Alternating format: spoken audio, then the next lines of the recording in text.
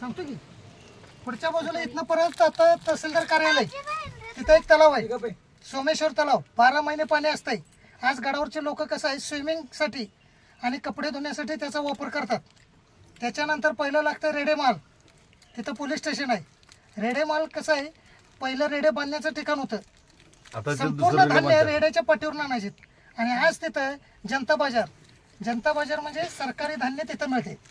हे अशा वापरात घेतलेल्या इमारती आहेत.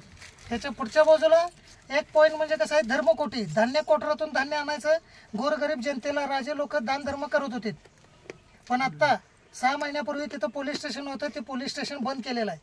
कारण पूर्वीचे राजे लोक दान धर्म करत होते, हे नंतरचे लोक गोळा करायला लागलेत म्हणून बंद केलं गेलं. ही सिस्टीम आहे. आणि त्याच्यानंतर आता जसं आपण सज्जाकुटी पाहिली तशी तिथे पुढच्या बाजूला पडकी इमारत एक आहे, नायकिनीचा सज्जा. करमणुकीचं साधन म्हणून 31 नायकिनी नाचल्या जात होत्या. सरांच्या भाषेत सांगायचं झालं तर आत्ता पद्धतीने डान्स बार म्हणतो की नाही आपण, तशा पद्धतीने सैनिकांच्या मनोरंजनासाठी 31 नायकिनी होत्या. दिवसाला 31 दिवसाच्या 31 नायकिनी.